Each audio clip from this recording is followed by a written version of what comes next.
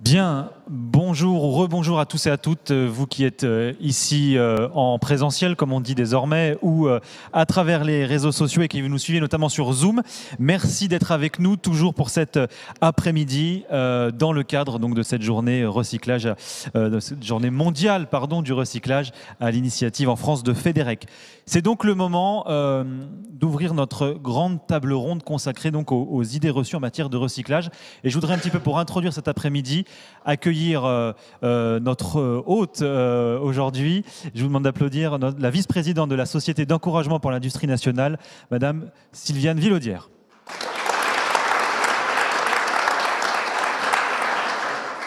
Merci. Juste quelques mots, d'une part pour vous accueillir moi-même ici à cet hôtel de l'industrie, messieurs, dames, et vous dire combien nous sommes heureux que FEDEREC ait choisi pour la première fois cette maison. Il se trouve que cette maison est une habituée des premières fois.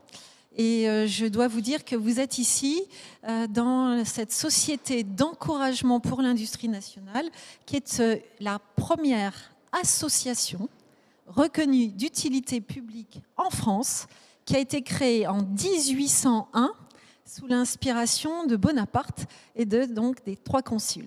Vous êtes dans cette salle, la salle Lumière. Vous le voyez pour ceux qui ont la chance d'être dans ce lieu ici même en présentiel. Vous voyez ce magnifique lustre, mais ce n'est pas seulement pour cela qu'il s'appelle cette salle Lumière. C'est au-delà du fait que vous allez vous-même et à travers vos propos très probablement éclairer les débats, éclairer l'actualité de cette journée mondiale, bien entendu, mais aussi parce que ici même, dans cette salle Lumière, par exemple, beaucoup des inventeurs français, beaucoup des savants de l'époque, de notre 19e siècle des Lumières, ont pu démontrer, présenter leurs innovations, présenter leurs travaux de recherche, présenter comment nous, en France, on pouvait déployer et développer à l'international notre savoir-faire, notre industrie et nos connaissances. Et ici même, par exemple, eh bien, les frères Lumière ont tout simplement présenté pour la première fois, en 1895, le cinématographe. Vous voyez, il y a eu...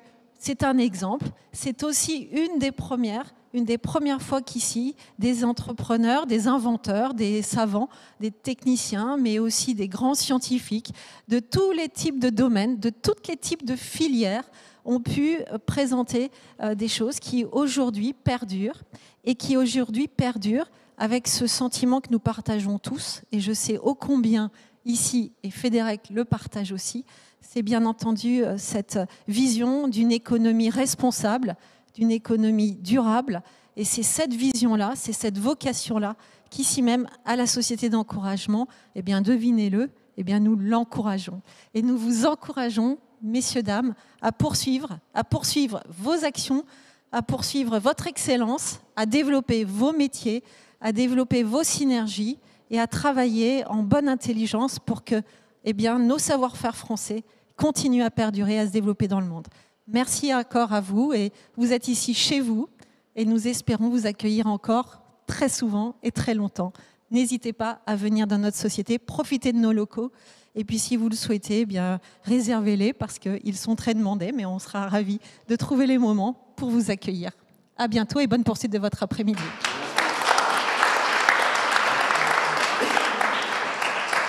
Quand on voit le beau monde qui est passé ici à travers les siècles, ça met un tout petit peu la pression quand même à nos invités du jour.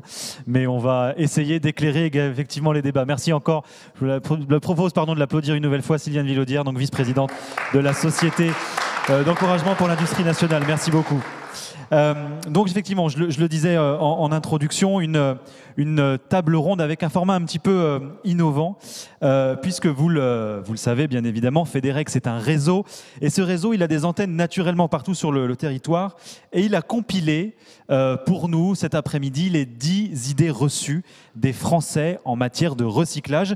Et cet après-midi, on vous sert justement sur un plateau les 8 meilleurs experts qui vont, je l'espère, tenter de répondre. Ils vont nous apporter, on l'espère, une réponse claire, bien évidemment, définitive peut-être, et surtout, on le souhaite, véridique sur l'ensemble de ces sujets autour justement de ces 10 questions, ces 10 idées reçues des Français donc en matière de recyclage.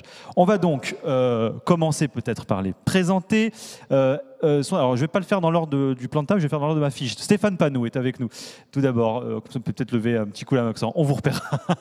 Merci d'être avec nous, président donc, de Fédérec Papier Carton. Pierre-Emmanuel Saint-Esprit également est avec nous. Bonjour Pierre-Emmanuel, cofondateur de ZAC et représentant du collectif EC22. Pierre Duponchel également est avec nous, présent, président de Fédérec Textile. Roland Marion également est avec nous. Bonjour, direction économie circulaire et déchets donc pour l'ADEME. Christophe Vian qui est quelque part sur le digital en Zoom. Je pense qu'il nous entend et qu'il nous voit. Peut-être qu'il peut éventuellement nous donner un petit signe de vie. On a déjà son nom, c'est bien, peut-être on aura son visage et sa voix. Bonjour Christophe, merci d'être avec nous, Bonjour, je suis là. Bonjour. Président de Fédérec Plastique. Olivier Godot également est avec nous, vice-président de Fédérec Déconstruction Automobile. Jean-Christophe Andrény, président d'honneur du PEX, et puis Olivier François, président de EURIC et de la Commission internationale donc de Fédérec. Merci à vous tous en tout cas d'être là. On va donc démarrer sans plus attendre avec la première question qui devrait donc s'afficher. Alors désolé Christophe, on ne vous verra pas tout le temps, parfois on verra aussi un petit peu les questions qu'on a à l'écran. Première question qui est l'idée reçue la plus importante et la plus forte aujourd'hui chez les Français. Est-ce que c'est vraiment utile de recycler ? Et je propose peut-être à Pierre-Emmanuel Saint-Esprit peut-être de démarrer et de répondre à cette première réponse. On va vous donner 4-5 minutes maximum. Je vais essayer d'être encore plus concis. Merci beaucoup pour l'invitation. Avec plaisir. Il me revient la charge de commencer. Quand j'ai reçu cette invitation, j'ai posé en fait la question à des proches qui, entre guillemets, ne sont pas des experts de l'économie circulaire ou du recyclage, pour pousser l'exercice jusqu'au bout. Pour vous, qu'est-ce qui, évidemment, à quoi vous pensez lorsqu'on parle du recyclage ? Et effectivement, il y a eu cette question sur l'utilité, est-ce que c'est vraiment utile ? Mais globalement, il y a eu plus largement, et je vais répondre d'un coup aux deux, le recyclage, c'est quelque chose qui n'évolue pas, c'est un peu la même chose depuis toujours, c'est une petite partie de la société, voilà, ça a l'air de marcher, ça ne sera jamais quelque chose de global et donc de très utile. Donc pour répondre globalement à ça, je pense qu'effectivement c'est une énorme idée reçue, que le recyclage est absolument fondamental et qu'il est en perpétuelle évolution et qu'on ne peut pas s'en passer. Évidemment, on a ici des représentants de plein de filières différentes, donc j'ai hâte d'entendre plein d'exemples, des belles histoires. Je pense que les consommateurs, les particuliers ont besoin de belles histoires pour illustrer, comprendre vraiment comment on arrive à incorporer de la matière recyclée, comment on arrive à réduire l'impact sur les ressources, du très concret, du chiffre. Moi, dans mon secteur, donc ZAC est une petite entreprise qui s'occupe de collecter des produits électroniques et électriques et leur donner une seconde vie après avoir fait un tri entre ce qui peut être reconditionné, donné à des associations, réparé et recyclé. Et on travaille avec une entreprise d'insertion sociale et professionnelle sur le sujet. Évidemment, dans ce secteur-là, on sait qu'il y a énormément de ressources naturelles qui viennent à manquer dans les sols. Pour certaines industries dites du futur, comme la robotique, comme les voitures électriques, on a besoin de lithium. Dans les batteries, on a besoin d'énormément de matériaux qui manquent, les fameuses terres rares qui sont les smartphones. Et en plus, on n'en a pas du tout sur notre territoire, puisqu'il n'y en a pas dans nos propres sols. Et donc, on n'est pas uniquement dans une activité sympathique qui crée un petit peu d'économie, on est sur de l'indépendance stratégique. Alors évidemment, ce thème revient énormément à la mode avec, pour des raisons tragiques, mais avec la guerre en Ukraine, avec les tensions commerciales, la balance commerciale sur ces produits évidemment totalement déficitaire. Donc comment non seulement on considère l'utilité du recyclage, mais comment on peut investir massivement, et on y reviendra après peut-être, dans ces filières pour être sûr qu'on ait une indépendance stratégique, une autonomie stratégique. Et puis après, c'est aussi un projet de société, et je m'arrêterai là pour tenir mon temps de parole. C'est un projet de société, les citoyennes et citoyens nous le demandent de réduire, que l'industrie globalement réduise son impact sur les ressources, que ce soit plus vertueux. C'est vraiment quelque chose qui permet aussi de l'industrie beaucoup plus locale, des activités beaucoup plus finalement de partage, savoir ce que telle entreprise a comme intrant, déchet potentiel qui peut être réutilisé par le suivant, ce qu'on appelle l'écologie industrielle. Et c'est, je l'espère, en tout cas des marqueurs très forts de l'économie de demain. Donc oui, recycler, c'est extrêmement utile. On est avec énormément d'avancées déjà, énormément d'innovation au début du chemin. Un autre cliché aussi, ça serait que c'est simple. En fait, ça peut être très très complexe. Donc comment on se met collectivement en marche et on est aidé aussi pour faire en sorte qu'elle soit de plus en plus simple et que ça soit de plus en plus possible de passer à l'échelle et que ça devienne quelque chose de majoritaire dans nos modes de production et d'échange. Mais je remets une toute petite pièce dans la machine quand même rapidement, mais quand on voit que c'est finalement l'une des idées reçues les plus importantes chez les Français, est-ce que vraiment c'est utile de recycler? Est-ce que ça veut dire qu'il n'y a pas, au-delà des solutions proposées par les entrepreneurs notamment, aussi une question simplement de pédagogie, d'explication, davantage de communication? Comment est-ce qu'on sensibilise aujourd'hui à cette importance du recyclage? Complètement d'accord, sensibiliser de plein de manières différentes. Nous, on a créé un module de formation avec une école de commerce sur l'économie circulaire au sens large, le recyclage étant une partie. C'est des sujets qui entraînent un certain enthousiasme, une envie d'innover, c'est une méthodologie, mais c'est vrai que très souvent, ils sont assez potentiellement méconnus. Il y a peut-être un côté un peu vieillot dans l'idée aussi, dans l'idée reçue du recyclage, pas forcément très sexy. Comment on fait pour redonner parfois ces lettres de noblesse à ces activités-là? Et ça passe par, j'ai envie de dire, des reportages, des images, aussi voilà, du journalisme, emmener peut-être les citoyens chez nous, dans les usines, là où ça se passe, pour donner envie, et puis donner aussi des chiffres. Je pense que c'est hyper important. On a envie de savoir concrètement quel est l'impact, combien on recycle, qu'est-ce que ça permet d'améliorer, vers où on va. Le chiffre, la mesure de l'impact social, environnemental et économique sont très importants pour susciter de l'adhésion et susciter de l'envie en fait, d'embarquer largement dans cette révolution perpétuelle, entre guillemets. Et c'est aussi effectivement un petit peu le but de cet après-midi. Merci Pierre-Emmanuel pour avoir eu la lourde tâche de démarrer et d'ouvrir donc ces échanges. Alors, deuxième idée reçue, qui est plutôt une forme de question. De toute façon, à mon échelle, je ne peux pas vraiment changer les choses. Je propose peut-être à Roland Marion, donc je rappelle un direction économie circulaire et déchets de l'ADEME. Qu'est-ce que ça vous inspire et est-ce que finalement aujourd'hui on peut être capable d'exprimer véridiquement, clairement, pédagogiquement l'inverse à quelqu'un qui vous tient ce type de discours?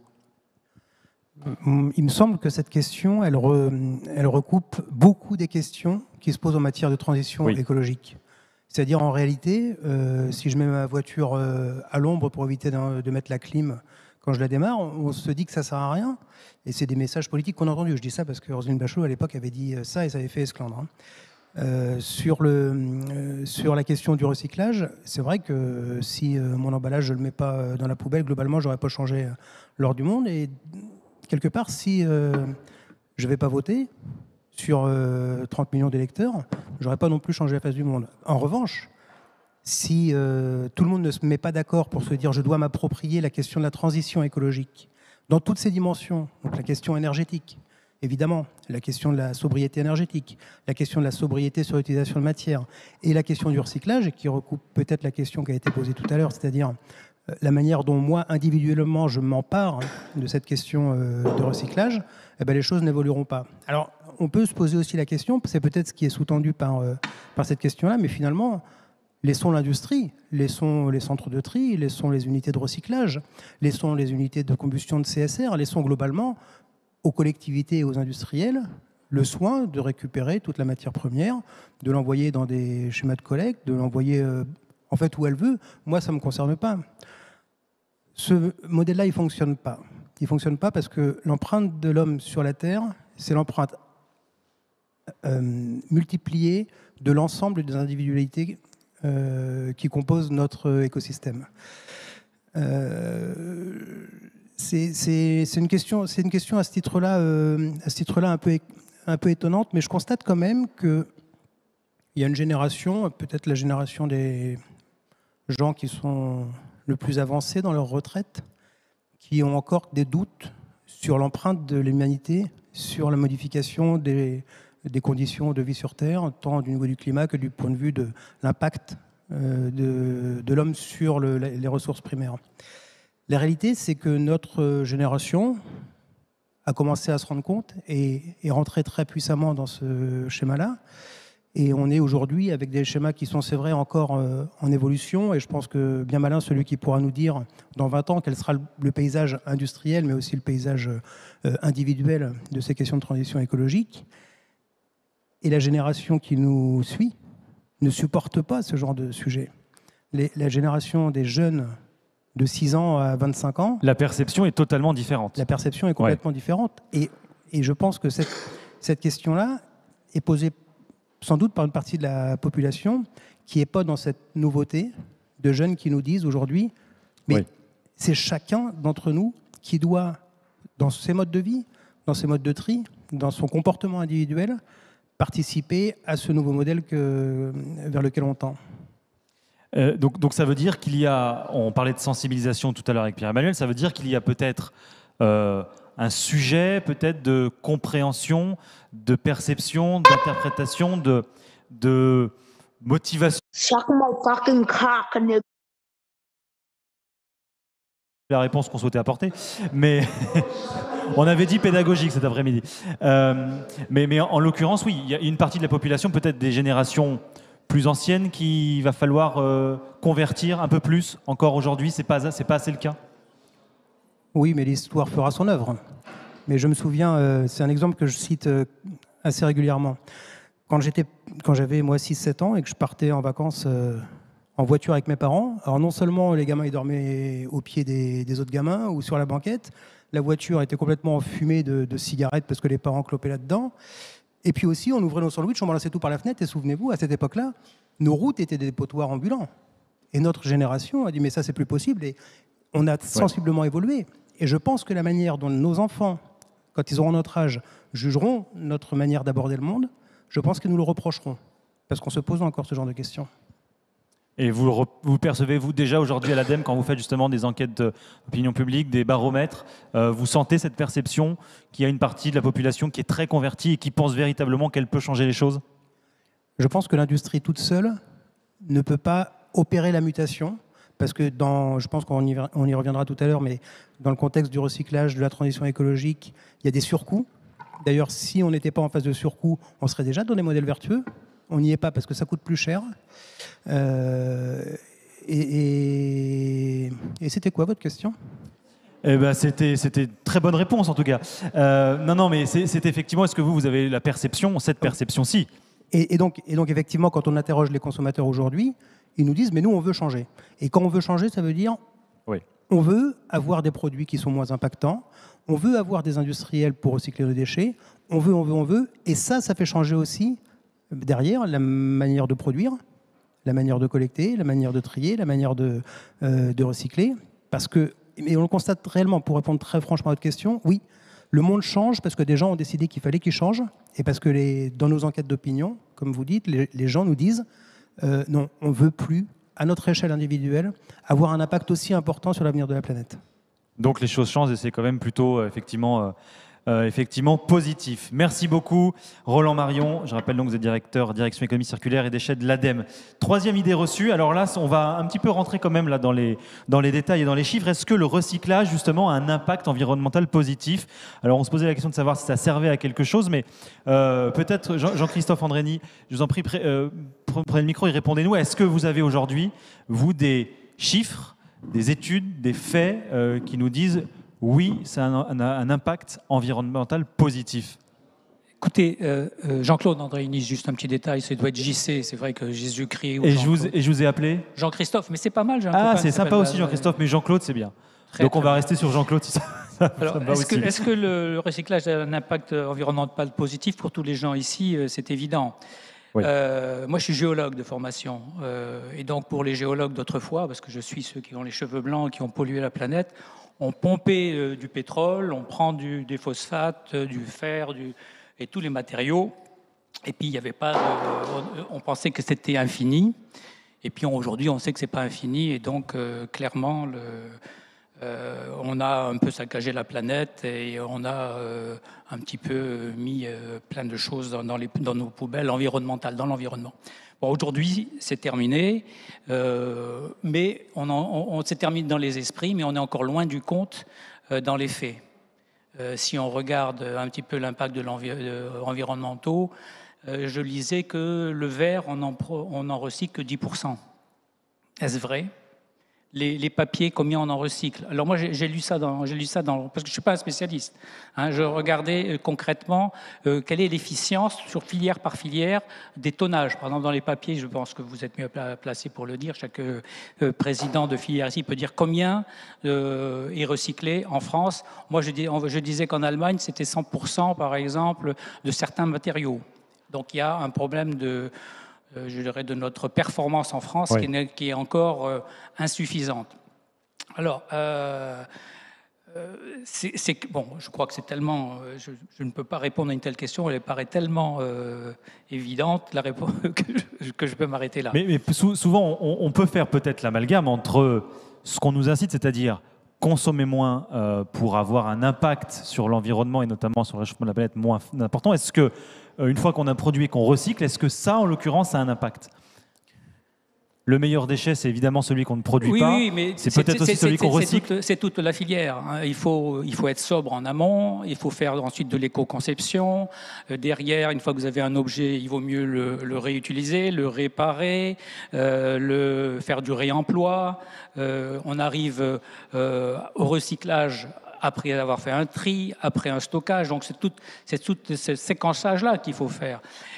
Pour toujours parler de moi, pour un peu ajouter, qui est un peu les cheveux blancs, ma fille, qui a 40 ans, est ingénieure électronique et qu'elle a fait des grandes études en Angleterre, en France.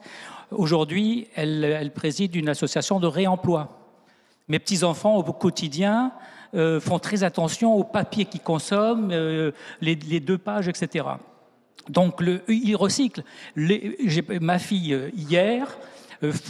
prenait en photo tous les habits de ses 3 enfants, elle a 3 enfants, et elle les mettait sur les sites pour les revendre. Et les enfants se repassent les habits. Donc il y a un changement d'attitude colossal par rapport à ma génération. Moi j'ai honte, je rase les murs. Nous on a consommé, on a jeté, à polluer. Mais si, c'est vrai. Oui, oui. Et les générations... Alors le recyclage, eux, je leur poserai même pas cette question-là. Ça va de soi, quoi. Mais effectivement, mais c'est en tout cas, ça fait partie en tout cas des questions ou des interrogations qu'ont les Français sur leur impact dès l'instant où ils se mettent effectivement au recyclage. Moi, ce qui m'intéresse le plus, c'est l'impact sur le changement de société. Ça, c'est un impact positif. Alors, on peut dire que c'est l'environnement, mais faut pas oublier que les déchets, c'est presque 50% des métiers de l'environnement en termes de poids économique. Quand j'étais président du comité stratégique de filière, je regardais le poids de l'eau, des déchets, des énergies renouvelables, de l'efficacité énergétique, etc. En termes de chiffre d'affaires ou en termes d'emploi, ça représente 40% de l'ensemble de ces filières. Donc si le recyclage n'est pas quelque chose qui change la face de la planète, bon, vous connaissez tout ça ici, je me demande quoi d'autre, hein. L'eau, bien sûr, parce que c'est encore plus vital, hein, l'eau, la réutilisation des eaux, etc. Donc le recyclage, oui, bien sûr. Mais je ne sais même pas qui peut poser cette genre de question aujourd'hui. Qui a posé la question ? Alors, il n'y a pas une personne qui a posé la question. L'idée, c'était de recompiler les 10 idées reçues des Français sur le recyclage à travers toutes les remontées que peuvent avoir Fédérec et leur réseau dans les territoires. Donc, ça fait partie effectivement d'interrogations, mais vu la réponse très complète et pédagogique que vous nous avez donnée, je pense que l'année prochaine, elle aura disparu. Merci en tout cas, Jean-Claude. Alors, question suivante ou idée reçue suivante. Qui a un petit peu attrait au tri, que je trie ou non, au final, tout va tomber au même endroit. Donc là, il y a vraiment un sujet effectivement sur la destination de son geste de tri. Stéphane Panou, peut-être, je vous propose de répondre. Donc je rappelle, vous êtes président de Fédérec Papier-Carton. Le papier et le carton, ça fait un moment qu'on le trie, effectivement. Est-ce que d'ailleurs les usagers, les consommateurs ont compris, effectivement, ont complètement acquis l'idée que ces sujets-là, par exemple, le papier-carton, ça se triait. Oui. Et est-ce que le geste de tri, il est présent ? Oui, bien sûr. Le geste de tri est présent. Alors, on peut toujours l'améliorer, évidemment, mais il faudrait inviter les gens qui pensent ça, par exemple, ici sur l'Île-de-France, c'est le cas, il y a quand même quelques papeteries, à aller dans des papeteries comme une qui est à Nogent-sur-Seine, là, juste à côté, et ils verraient que 100% des cartons qui sont mis à l'intérieur de leur poubelle bleue, ces cartons-là sont utilisés en lieu et place d'une matière première pour refaire du carton. Le papier, c'est la même chose. On peut utiliser 100% de papier les journaux, revues, magazines qu'on a dans la collecte sélective. On peut également les utiliser à 100% pour refaire du papier journal par exemple. Les papiers de bureau, on fait aussi de la pâte recyclée qui est derrière réutilisée pour faire de l'hygiène, pour faire tout un tas de choses. Donc il y a... Alors ça, c'est sur les papiers cartons, mais on peut prendre le même exemple sur les plastiques, on peut prendre le même exemple sur les métaux ferreux, les métaux non ferreux. Enfin, souvent, quand on pose ce genre de questions, et j'ai certains de mes amis aussi qui m'abordent avec le même thème, c'est parce qu'on a vu malheureusement encore récemment des émissions qui ont tendance à regarder ce qui ne fonctionne pas et à ne pas parler de tout ce qui fonctionne. Et tout ce qui fonctionne, c'est quand même quelque chose d'assez important qui a été réalisé par nos entreprises, notre industrie depuis ces 25 dernières années. On parle de centres de tri, mais aujourd'hui, ce sont de véritables usines où vous avez énormément d'électronique, énormément de machines, de trieurs optiques. Il y a une évolution qui est faite et qui est perpétuelle. On a toujours des progrès à faire. Mais je dirais que globalement, je pense que ce qu'on fait depuis ces 25 ou 30 dernières années, c'est quand même assez exceptionnel. On a des usines, encore une fois, pas très loin d'ici. J'en pense à une en particulier, qui est le leader européen du recyclage du PET clair. La bouteille en plastique, bon là, on n'en a pas sur la table, mais la bouteille d'Evian ou autre, enfin, peu importe, d'eau minérale, quand vous la mettez dans votre poubelle bleue, alors c'est sûr que si vous l'abandonnez dans la rue, malheureusement, ça déjà c'est un mauvais geste, mais celle-là on aura du mal à la récupérer. Mais si vous faites le bon geste citoyen qui consiste à mettre cette bouteille-là dans la bonne poubelle, elle sera récupérée, elle sera broyée, elle redeviendra une granule qui ensuite a les mêmes caractéristiques techniques qu'une résine vierge. Donc on arrive à faire des choses assez extraordinaires. Ouais, est-ce que quelqu'un veut réagir justement sur ce sujet? Parce que ça fait vraiment partie des questions qu'on se pose souvent. Parce que d'ailleurs, peut-être, est-ce que les usines justement de tri, de recyclage peuvent se visiter aujourd'hui? Est-ce qu'il y a de plus en plus Bien sûr. La plupart des nouveaux sites qui se créent aujourd'hui ont tous des parcours de visite. On reçoit beaucoup d'écoles. On peut recevoir des particuliers si vous le demandez, pourquoi pas. Bon, il faut que ce soit effectivement peut-être quand même un certain nombre, mais peut-être pas à l'unité. Mais en tout cas, il y a des parcours de découverte et qui permettent de sensibiliser. On a des salles aussi où on explique ce que deviennent les matériaux. Je crois qu'on a un rôle à expliquer, c'est de dire, bon, demain vous mettez tel ou tel produit dans votre poubelle, mais c'est d'expliquer, ça devient quoi? C'est ça l'intérêt. Et c'est quand on a fait voir ça que finalement ils se disent « Ah, c'est quand même vachement bien ce que j'ai fait. Je ne savais pas qu'en mettant du carton dans ma poubelle, finalement, je participais à l'utilisation, etc. etc. » Donc voilà, il faut leur faire voir que ce qu'ils font, on est au début d'une chaîne du recyclage et à la fin, on arrive à un produit fini et on fait aujourd'hui voilà, du bien à la nature. On en revient un petit peu sur ces sujets, de ce qu'on dit, ces sujets d'impact. Est-ce que finalement, j'ai un intérêt, j'ai un impact à le faire?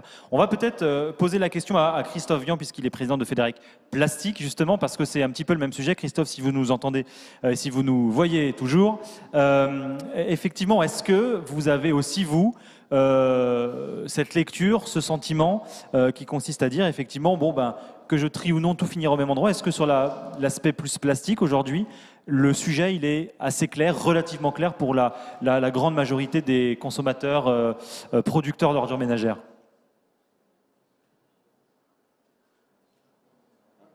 Alors, on ne vous entend pas. Peut-être qu'il faut rallumer votre micro. Là, non plus. Alors, je ne sais pas si c'est de notre côté ou si c'est chez vous. Non, pour moi, c'est bon. Vous ne m'entendez pas? C'est bon, on vous entend maintenant. Très bien, merci. Bonjour à tous. Je suis tout à fait d'accord avec ce que vient de dire Stéphane et c'est intéressant de voir l'image que le public peut avoir et les doutes que le public peut avoir sur les matières recyclées. Il faut savoir qu'en France, si vous me posez la question effectivement sur le plastique, il y a 5 millions de tonnes de plastique qui sont mis sur le marché chaque année et vous avez 1 million de tonnes qui sont recyclées. Ces tonnes, pour bien comprendre la chose, il faut voir la chose. Vous voyez ce que vous avez mis dans votre bac jaune. Nous, on voit tout le chemin de ces bouteilles, de ces flacons, de ces emballages. On voit tout le chemin dans le centre de tri, puis dans l'usine de régénération, puis sur le granulé qui va en ressortir, qui est un granulé quasiment équivalent en qualité à un granulé vierge, mais qui n'a pas du tout la même consommation d'énergie et le même bilan carbone. Il est bien plus positif qu'un produit issu du pétrole pur. Donc, il faut essayer de comprendre que notre devoir à tous, c'est de faire mieux. En fait, on ne fait pas assez. On ne fait que 1 million de tonnes, on devrait faire 4 millions, voire l'objectif du gouvernement à terme, voire même de l'Europe, c'est quasiment 100% de tonnes recyclées. Il faut qu'on se fixe ça comme objectif pour continuer de grimper, en fait, et continuer d'essayer de mieux recycler. Donc, bien sûr qu'on peut y aller. C'est une question de volonté, et pas d'une volonté, ce que vous disiez tout à l'heure, pas d'un seul individu, mais effectivement de l'ensemble des individus. Et ces matières sont très bien recyclées, il faut juste y croire, il ne faut pas croire que ce qu'on peut parfois entendre de dire mais tout ça, ça va au même endroit. Non, on peut vous le dire, on fait le recyclage, c'est quasiment 100 millions de tonnes en France de recyclés, entre le BTP, les métaux, le plastique, le carton. Ces 100 millions de tonnes, elles ne viennent pas de nulle part. Ce qui est sûr, c'est qu'à force de les remettre dans le marché, on n'utilise pas on n'utilise pas de la matière. Et typiquement sur la question du plastique, justement, Christophe, est-ce qu'il n'y a parfois pas eu un petit peu de confusion, notamment avant les extensions des consignes de tri, ou par exemple le pot de yaourt, on ne savait pas s'il fallait le mettre dans la poubelle grise, dans la poubelle jaune, genre de choses. Alors maintenant, c'est un peu plus clair dans la plupart des collectivités, même si elles n'ont pas toutes passé aux extensions de consignes de tri, mais est-ce que à un moment donné, ça a pu aussi semer la confusion, ce qui peut peut-être arriver effectivement à ce genre d'idée reçue qui se dit, bon bah finalement, je vois pas pourquoi je peux mettre la bouteille dans le bac jaune et puis le pot de yaourt dans le bac gris, parce qu'a priori, ça finit tout au même endroit. C'est une excellente question, mais encore une fois, la question, elle est de savoir, est-ce que je veux faire plus ? Il y a tellement d'emballages différents qui sont mis sur le marché que si on veut mieux recycler, il faut déjà les collecter. À partir du moment où on collecte tout et on dit à tout le monde, écoutez, vous n'avez pas forcément la compétence technique de savoir si ce pot de yaourt est facilement recyclable ou est plus facilement recyclable que tel emballage ou tel film plastique, on vous propose de le mettre dans un seul contenant, le bac jaune, et on va l'amener sur des centres de tri où des gens qui ont cette compétence et ces connaissances de tri vont être capables de les sélectionner, de les trier pour les envoyer dans les bonnes filières. Donc on a le choix aujourd'hui de dire je ne fais pas, je ne sais pas faire, je mets tout dans l'ordure ménagère, ou alors j'essaye de faire mieux, ce qui est le schéma français depuis une dizaine d'années, j'essaye de faire mieux et je vais avancer dans cette voie-là. Oui, le pot de yaourt se recycle, oui, la bouteille se recycle, oui, le flacon se recycle, ils n'ont pas toutes les mêmes facilités dans leur recyclage, néanmoins ils se recyclent tous. Ce qu'il nous faut, c'est des gisements, c'est des volumes pour être capable d'avoir des filières économiques derrière qui se construisent avec ça.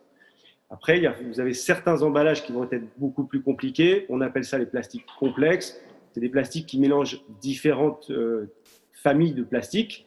Là, c'est forcément compliqué parce qu'il faut réussir à les séparer à un moment pour essayer de dire le polystyrène, ça se recycle avec sa famille de polystyrène et le polyéthylène, ça se recycle avec sa famille de polyéthylène. Et on y reviendra juste après parce qu'effectivement, ça fait partie des sujets que vous avez, sur la question de la filière plastique. Excusez-moi, vous pouvez répéter la question ? Je dis ça fait partie des sujets effectivement sur les différents traits de plastique que vous avez vous sur la filière du recyclage du plastique. Bien sûr, et c'est une filière en constante évolution depuis plusieurs années, mais qui va vraiment dans le bon sens, qui évolue. Il y a d'énormes investissements qui sont mis en route sur ces plastiques avec des visions à long terme, que ça soit sur des déploiements de technologies différentes, type le recyclage chimique, avec les évolutions mécaniques ou technologiques qu'on peut avoir dans le recyclage mécanique. Donc, on est vraiment en train de progresser sur ces produits-là pour justement se dire le plastique n'est pas juste quelque chose de mauvais, au contraire, il a d'énormes avantages et l'idée c'est de pouvoir le recycler autant que possible dans l'avenir pour continuer à pouvoir utiliser ce matériau qui est quand même très bénéfique pour l'ensemble de nos activités, l'ensemble de ce que l'on fait aujourd'hui. Bon, bien sûr, on y reviendra au cours de cette table ronde parce qu'il y a effectivement des sujets qui vous concernent. Question ou plutôt idée reçue suivante. Merci beaucoup Stéphane et merci beaucoup Christophe pour ces réponses. On va donc passer à la question suivante qui est l'affirmation suivante. Une matière première recyclée est moins sûre, si elle apparaît à l'écran, je pense que c'est celle-ci, une matière première recyclée est moins sûre qu'une matière vierge. Olivier François, expliquez-nous votre point de vue sur le sujet et est-ce qu'on a raison de penser ça ? Alors, c'est une question importante parce qu'effectivement, elle touche finalement à la chimie de la matière, c'est-à-dire qu'on a cette question déjà depuis très longtemps. Elle a été en partie abordée d'une façon intéressante au niveau des règlements européens avec ce qu'on appelle la réglementation REACH. Bon, je ne vais pas rentrer dans le détail, mais c'est une réglementation qui s'assure que les articles, qui sont les objets qui sont mis sur le marché, ne vont pas créer de problèmes de santé humaine. Voilà. Parce que les consommateurs sont effectivement, nous tous, on est utilisateurs d'objets et ces objets peuvent-ils contenir des substances qui pèserait ou nuirait à la santé. Et en effet, le débat sur le recyclage de la matière, alors c'est assez étonnant sur le plan historique, c'est que cette réglementation que je viens d'évoquer, REACH, pour la protection des consommateurs, elle n'est pas si vieille que ça, hein. C'est 2006. Bon, enfin, ça dépend ce qu'on appelle vieux, mais 2006, c'est finalement assez récent. Et étonnamment, cette réglementation, qui a pourtant fait l'objet d'un énorme travail préparatoire au niveau de la Commission européenne, des différents pays européens, etc., avait complètement oublié la question des matières premières issues du recyclage, étonnamment. Donc, nous, dans la profession, on l'a découvert a posteriori. C'est-à-dire que la réglementation est sortie au niveau européen en 2006, et c'est à partir de 2006 que les autorités européennes ont dit « Ah, mais il y a un petit raté, on a oublié les matières premières recyclées ». C'était assez fâcheux. Donc, il y a eu pas mal de travaux à ce moment-là. Et alors, il y a des domaines dans lesquels il n'y a aucun souci, c'est les métaux. Pourquoi il n'y a aucun souci? Parce que les métaux, pour être recyclés, à un moment donné, ont un passage où ils sont en fusion. Donc à des températures qui vont aller à 800 degrés, 1000, plus de 1000 degrés pour l'acier, etc. Donc tout ce qui peut être substance chimique qui pourrait être problématique en matière de contact, ces problèmes ne se posent pas. Les problèmes se posent pour des matières dans lesquelles ce type de passage à haute température n'existe pas. Alors le papier carton, c'est un exemple. Bon, les plastiques aussi se passent finalement à des températures, certes, quand on refond le plastique, c'est quand même aux alentours de 200 degrés, mais 200 degrés, c'est pas beaucoup pour éventuellement faire disparaître des substances qui pourraient être problématiques pour l'environnement. Alors, en fait, bon, il y a donc un problème, on va dire, ok, de chimie, de danger pour la santé humaine, etc. Mais il y a aussi pas mal d'idées reçues ou d'idées étranges. Je sais pas, prenons par exemple un objet tout à fait banal, comme une brosse à dents. Bon. Que l'on a tous dans sa poche de veste. Bien entendu. Et, évidemment. J'avais prévu mon coup, hein, c'était normal. Donc, vous prenez une brosse à dents. Vous nous rassurez. Le jour où vous considérez qu'elle a fait son service et que vous allez passer à la suivante. Oui. Elle est en plastique, vous allez la mettre dans votre poubelle. En quoi la qualité de cette matière plastique qui est là va être différente parce que subitement cet objet rentre dans une poubelle par rapport à ce que vous aviez avant la poubelle. Vous voyez ? Et donc c'est un débat qu'on a eu ce matin, je ne sais plus si vous étiez là, mais à une des tables rondes sur ce problème de cette dénomination de déchets qui juridiquement a été introduite à partir des années 75 et qui aujourd'hui continue de peser dans la profession. C'est-à-dire qu'à partir du moment où il y a une espèce d'opprobre, on va dire ça comme ça, quand vous dites est-ce que c'est moins sûr qu'une matière vierge, il y a une espèce d'opprobre. C'est-à-dire que l'objet qui ne pose aucun problème à personne, chimiquement, tout le monde dit bah non, ça c'est safe, hein, il n'y a pas de problème, j'ai pas de problème de sécurité alimentaire ou de sécurité par rapport à cet objet-là. Ah oui, mais là je l'ai posé dans la poubelle. Ah ben là, c'est sûr qu'il y a un problème. Alors, il n'y a pas forcément de problème, il n'y en a pas. Et je pense que si vous voulez, par rapport aux années 70, où le problème de la sécurité, de la protection de la santé humaine était très important, aujourd'hui, on a des systèmes de collecte sélective. On en a parlé, Stéphane en a parlé tout à l'heure avec le papier carton. Je veux dire, et Christophe pour les plastiques. À partir du moment où on a mis en place des systèmes de collecte sélective, on peut se poser la question aujourd'hui de dire « Ah oui, mais attendez, s'il y a une poubelle jaune, c'est quand même pour y mettre des choses qui ne posent pas de problème. » Et donc, vous voyez, c'est cette question-là qu'il faudrait aujourd'hui, sur laquelle il faut absolument qu'on fasse progresser la pensée juridique, en quelque sorte, c'est-à-dire en termes de classement des matières et en termes de priorité de préoccupation. Pour moi, cet objet-là, c'est pas parce qu'il est rentré dans une poubelle que ça pose un problème. Mais ça pose aussi peut-être des questions. Quand on lit matière première recyclée, moins sûre qu'une matière vierge, il y a la question aussi du côté vierge. Est-ce que, par exemple, une bouteille d'eau en plastique recyclé, est-ce qu'on peut, on peut avoir raison de se dire bah, elle est moins solide, elle va casser plus facilement, elle va moins bien se compresser? Personnellement, j'ai horreur de ce terme de vierge que je n'utilise moi jamais. Ça n'a aucun sens. Je veux dire, c'est pas parce que pas parce que vous avez un polymère qui vient du pétrole. En quoi le pétrole est-il vierge?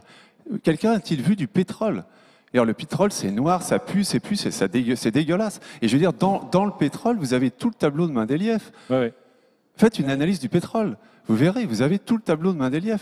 Vous avez du plomb, du mercure, des tas de saloperies. Donc le sujet là-dessus, il est, en fait, il n'y a pas de matière première recyclée, il n'y a pas de matière Non, mais première c'est pas vierge. ça. Mais c'est surtout qu'il n'y a pas de matière qui ne contiendrait que du carbone et de l'hydrogène. Ça n'existe pas. Donc, je veux dire, il y a une espèce de, enfin, il y a un problème d'abord, il y a un problème de perturbation là. Croyance. Oui, voilà, on est quasiment dans la croyance. Je suis d'accord avec vous, mais ça c'est grave.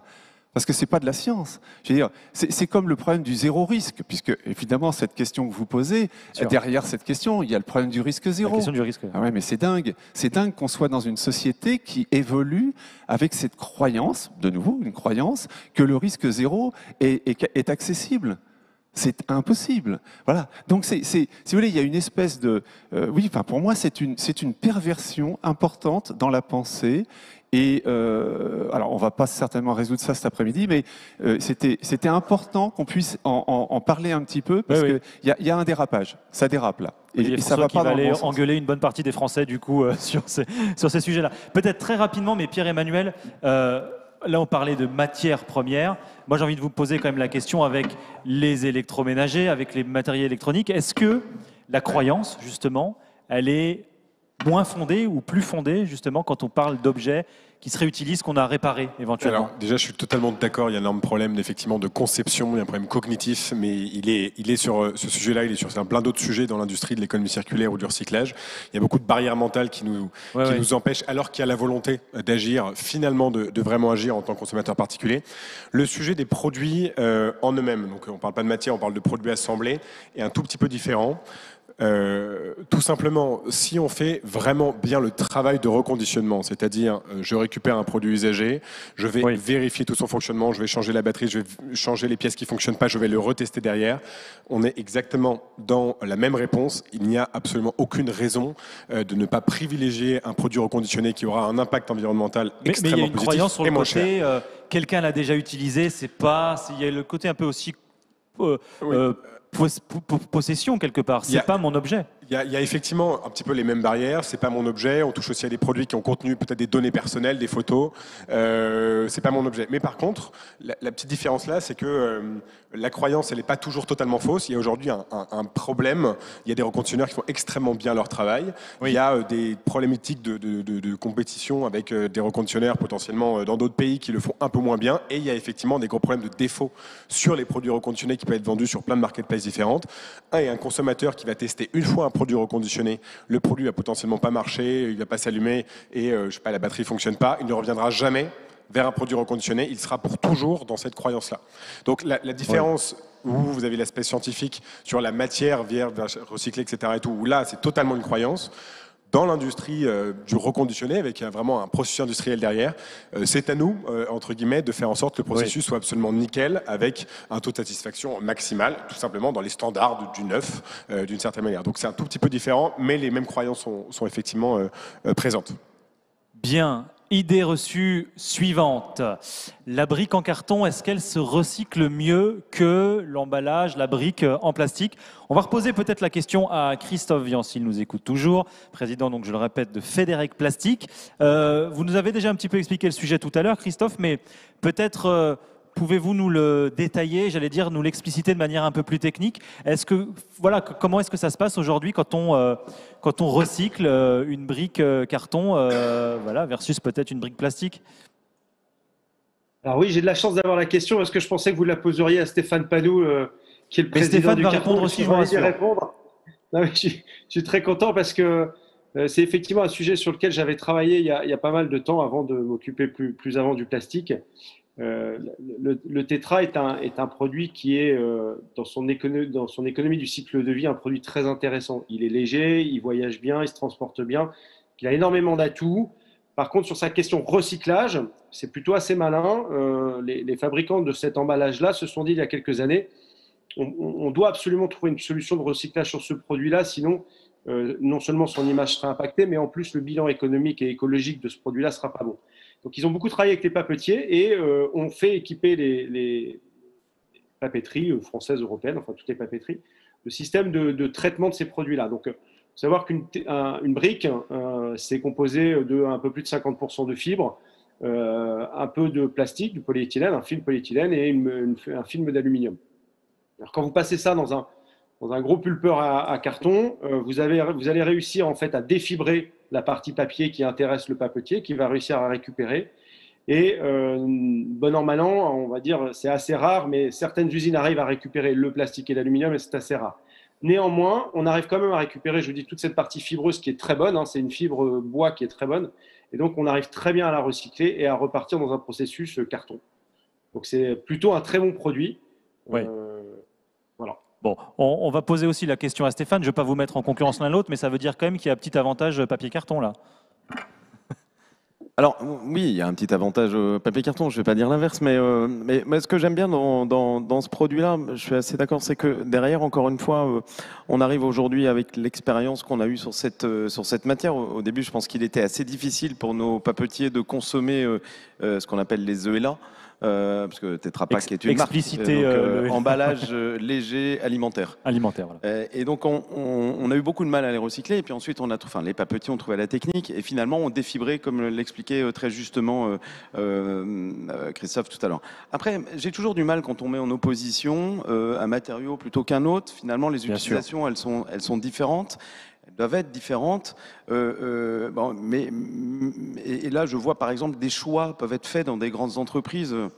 On ne va pas citer, on l'a vu récemment, où parce qu'il y a ce plastique bashing qui est permanent autour de nous, cette entreprise avait décidé qu'elle ne polluerait plus et qu'elle n'utiliserait plus de bouteilles en plastique pour contenir de l'eau. Et donc, à la place, elle a pris des ELA, donc des briques alimentaires, pour mettre de l'eau. Bon. Finalement, le problème, c'est pas celui-là. On en revient toujours au même. C'est-à-dire, c'est comment on fait pour collecter, comment on s'assure que les bouteilles ou les produits que vous mettez sur le marché sont bien collectés. Et derrière, s'ils sont bien collectés, ils seront bien recyclés. Mais justement, c'est marrant l'exemple que vous donnez. Ce matin, pour venir, j'ai pris le TGV. Avant, il y avait des bouteilles d'évian au bar. Maintenant, on ne donne plus des bouteilles d'évian. On nous donne de l'eau, l'eau SNCF, dans des briques en carton, justement. Est-ce que ça, c'est un bon geste environnemental ou pas du tout? Je crois qu'Olivier François n'est pas du tout d'accord avec moi. Mais non, mais c'est vrai, sa question, est-ce que finalement, aujourd'hui, ça, c'est un bon geste environnemental? Qui veut répondre? Vous pouvez répondre, Stéphane, mais Roland, Marion, vous allez vous répondre tous les trois, je crois. Là, après, on va se fâcher avec des entreprises, mais si on est purement technique, oui, non. Voilà. Bon. Voilà, c'est-à-dire que si vous prenez cette brique, vous avez malheureusement toujours un résidu qui n'est pas recyclable, alors sur lequel vous pouvez faire de la valorisation énergétique. C'est souvent le cas d'ailleurs de ce coproduit. Mais alors que cette bouteille en plastique, si vous l'emmenez dans une usine comme celle que je citais tout à l'heure en banlieue parisienne, elle sera 100% recyclée, à l'exception des étiquettes. Oui, nécessairement. J'imagine que vous aviez globalement la même réponse, aussi synthétique. Très bien. Eh bien, on va passer donc à l'idée reçue suivante, avec un sujet effectivement là autour du textile, autour des vêtements. Les vêtements que l'on dépose dans les bennes, est-ce qu'ils servent à habiller d'autres personnes? C'est souvent un sujet qu'on a. On va répondre avec vous, bien sûr, Pierre Duponchel, président de Fédérec Textile. On se pose souvent la question effectivement de la destination des vêtements que l'on n'utilise plus et qu'on met dans les bennes. Alors, il y a plein de bennes différentes, certainement que vous allez me répondre. Ils deviennent quoi? Et est-ce que véritablement, ça sert à habiller d'autres personnes? Donc, pour la grande majorité, vous parlez donc des vêtements qu'on met dans les bennes. Oui. Il y a aussi des vêtements qui sont donnés souvent à des associations, etc. Tout à fait. Cela font l'objet d'une bonne partie de réutilisation, enfin, de réemploi en vêtements, soit en distribution, soit dans des boutiques pour faire des ressources pour l'association. Là, on parle des volumes qui arrivent dans ce qu'on appelle des containers ou des box, et ceux-là ne sont pas à même destination. Donc, ils sont collectés, ils vont dans des centres de tri, et ces centres de tri optimisent en premier lieu, dans leur tri, ils recherchent d'abord la réutilisation en vêtements. Parce que c'est la réutilisation en vêtements qui, même s'il n'y a que 50 ou 55% des collectes qui vont redevenir vêtements, eh bien, ces 55% représentent 85 à 90% des recettes du centre de tri. Je rappelle que la collecte est gratuite pour la collectivité. Elle est à la charge des opérateurs de collecte qui ensuite trient. Et il faut qu'ils fassent face à leur collecte et leur tri. En même temps, beaucoup de ces opérateurs sont dans l'économie solidaire. Et cette démarche-là est très créatrice d'emplois, donc intéresse aussi pour son objectif social de création d'emplois et de postes d'insertion. Donc une fois qu'on a prélevé ces 55%, alors même ces 55% sont donc réutilisés une deuxième vie en vêtements.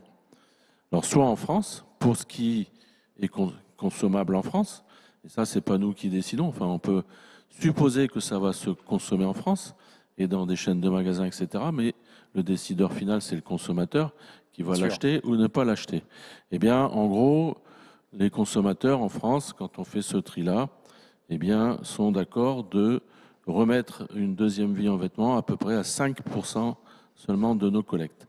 Donc, quand je dis il y a 5% qui vont en vêtements, 55% qui vont en vêtements, il y en a 5% qui vont être vendus en France et à peu près donc 50% qui seront une deuxième vie en vêtements, mais ceux-ci, après avoir été triés, classés soigneusement, eh bien, vont être envoyés dans des pays en voie de développement qui eux-mêmes ont des besoins de se rhabiller correctement à pas cher.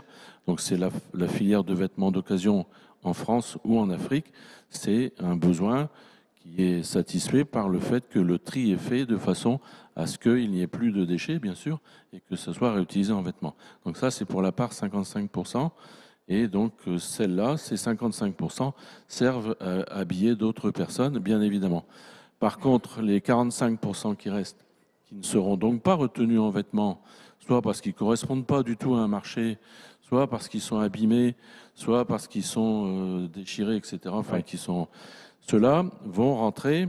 Donc, ceux-là on ne va surtout pas les remettre en décharge ou les éliminer. On va trouver des solutions pour qu'ils soient aussi réutilisés. Mais cette fois-ci, on va chercher qu'est-ce qu'on peut faire, non plus avec le vêtement, mais avec la matière qui constitue le vêtement. Est-ce que c'est du coton? Est-ce que c'est de la laine? Est-ce que c'est de l'acrylique? Et derrière, est-ce qu'il y a des filières industrielles ou des consommateurs, enfin des entreprises qui sont intéressées qu'on leur livre un camion de 25 tonnes d'anciens vêtements qui sont en acrylique, dont on peut garantir qu'ils sont 70% acrylique, 10% coton, 20% de laine, je donne des chiffres comme ça. Mais donc c'est ce marché-là. Ce marché-là, il faut savoir qu'il ne rapporte pas, voire même bien souvent, il coûte. Mais on le fait et on le fait professionnellement parce que c'est la préservation de matières premières et de toute façon, même si ça coûte un peu, aussi ça coûte moins que de le mettre en décharge ou en CSR. Donc en fait, 55, 45, voilà. Et est-ce qu'on sait aujourd'hui, parce que c'est peut-être aussi la question qu'il y a de manière un petit peu sous-jacente à cette question du réemploi des vêtements, est-ce qu'on sait aussi, sur la seconde partie que vous évoquiez, réutiliser, recycler, est-ce qu'on parlait tout à l'heure du papier, carton et du plastique, est-ce qu'on sait aujourd'hui réutiliser cette matière tissu, laine, coton, acrylique? Est-ce qu'on sait faire aujourd'hui? Est-ce qu'on a des procédés techniques, technologiques pour pouvoir le faire et le faire à grande échelle? Alors pour simplifier, en gros, tout ce qui est à base de fibres cotonneuses, c'est très facile. C'est-à-dire que soit on refait un produit qu'on appelle un chiffon d'essuyage, donc il y a un petit travail de préparation, il faut enlever les particules métalliques, les surépaisseurs, il faut le mettre au format, l'emballer, on vend dans des industries qui utilisent du chiffon donc dans l'industrie, donc ça s'appelle chiffon d'essuyage, qui représente sur l'ensemble, on avait 55% tout à l'heure, bon, il y a 10% à peu près de vêtements en coton qui, après préparation, vont partir dans le chiffon d'essuyage. Ensuite, il y a des produits que l'on peut effilocher, alors coton et acrylique souvent, donc qui passent dans des unités qu'on appelle d'effilochage. Donc on gratte le vêtement pour revenir à la fibre. Et puis là, il y a différents débouchés. Ça peut être l'isolant. Donc par exemple, le plus récent, c'est le Métis, qui est donc un isolant thermoacoustique, mais aussi à base de fibres coton. C'est très important pour avoir les performances au niveau de l'isolation thermique et acoustique. Mais pour être sûr d'avoir le coton, on prend un vêtement dont on est sûr qu'il y a un fort pourcentage de coton, à savoir les jeans, puisque les jeans, où il y a un peu moins de coton qu'avant, parce que maintenant, comme il faut avoir des jeans qui collent aux jambes, il y a plus d'élastane qu'avant. Mais sinon, il y a quand même une proportion de coton importante. et qui permet de faire les isolants. Et après, il y a encore, donc ça, on va être dans les 5 à 10%. Ensuite, il y a encore à peu près 10-15% qui sont des matières, donc souvent par exemple les tricots, les pulls, les tricots, les manteaux, etc., qui vont être soit acryliques, soit laineux, soit même du tricot coton. Et aujourd'hui, ces produits-là pourraient avoir des débouchés, mais il faut les trier une seconde fois, ce qu'on appelle un surtri. Et ce surtri, aujourd'hui, il n'est plus économiquement faisable à ce jour en France. Donc ces produits sont exportés en Inde, et en Inde, ils trient manuellement et ils refont soit du fil, soit des couvertures, soit des tissus avec cette part-là. Donc un des objectifs pour les futures années, parce que les technologies ont aussi fortement évolué, c'est d'automatiser ce tri matière, on appelle ça un surtri, pour pouvoir, à partir de spectro et puis de spectromètres et puis de tri optique, pouvoir répartir en fonction de la catégorie de la fibre et aussi de la couleur du vêtement. Et là, on sait qu'on pourra développer de nouveaux débouchés. Donc on sait faire donc soit du chiffon d'essuyage, soit ce qu'on appelle des non-tissés. Quand on passe à l'effilochage, on a une fibre et ça intéresse des gens qui font ce qu'on appelle du non-tissé. Ça peut être l'industrie automobile, par exemple, qui utilise les fibres avec une résine. Ils refont des formes et c'est ce qu'on retrouve dans les voitures, dans les capots de voitures ou même dans le capot de la porte de votre voiture. Vous avez peut-être en matière un peu isolante ou du machin, mais à l'intérieur, c'est ça. L'âme de ce capot, c'est du textile avec des résines. Ça peut être donc de l'isolant, on en a parlé. C'est un peu aussi, dans certains domaines, la matelasserie ou aussi le paillage pour l'industrie, pour l'horticulture. Donc il y a plusieurs débouchés comme ça. Mais on peut encore aller beaucoup plus loin si on a cette capacité de surtri matière automatisée sur notre territoire. Bon, merci pour cette réponse très complète. Donc Pierre Duponchel, président de Fédérec Textile. Encore quelques questions, quelques idées reçues qu'on va évoquer au cours de cette table ronde. Et puis ensuite, quelques questions, si vous en avez, bien sûr, de la salle. Et puis on terminera par une petite séquence qui sera un peu une séquence de conclusion où chacun de nos invités vous dévoileront la mesure qu'ils souhaitent porter auprès des candidats présidentiels. Et Fédérec s'est engagé à les déposer auprès des candidats. Donc vous avez quand même un rôle assez important. On continue donc avec la 7e question, la 7e affirmation. Le véhicule que je dépose dans une casse auto, est-ce qu'il est envoyé à l'étranger? Et donc là, je me tourne bien sûr vers Olivier Godot, vice-président donc de Fédérec Déconstruction Automobile. Et le déconstruction est bien sûr important. Effectivement, qu'est-ce qu'il se passe dès l'instant où en fait je pose ma voiture dans une casse auto? On a souvent effectivement cette image d'Épinal du véhicule qui part de l'autre côté de la Méditerranée, qui est réutilisé. Est-ce que ça, c'est toujours le cas aujourd'hui?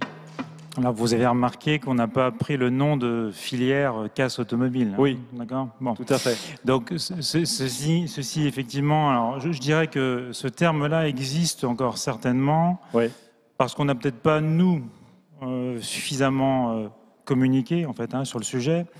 Mais je pense qu'il existe surtout car les constructeurs automobiles, les producteurs, les metteurs en marché n'ont pas suffisamment communiqué sur la filière qui existe maintenant depuis une bonne quinzaine d'années, qui est dûment réglementée, agréée en fait à faire ce job en fait sur le territoire national. Ceci en lien avec une directive européenne qui date de 2000 en fait et transcrite en droit français à 2 reprises, mais en tout cas depuis 2011, nous fonctionnons tous de la même façon en fait en France. Donc ça veut dire qu'il y a eu certainement carence de communication. Et la preuve en est, c'est que je pense qu'au travers de la loi anti-gaspi économie circulaire, eh bien, ceci va être corrigé et on devrait avoir une communication, je l'espère, massive à destination de nos compatriotes pour faire en sorte que les véhicules rentrent bien dans la bonne filière. Oui.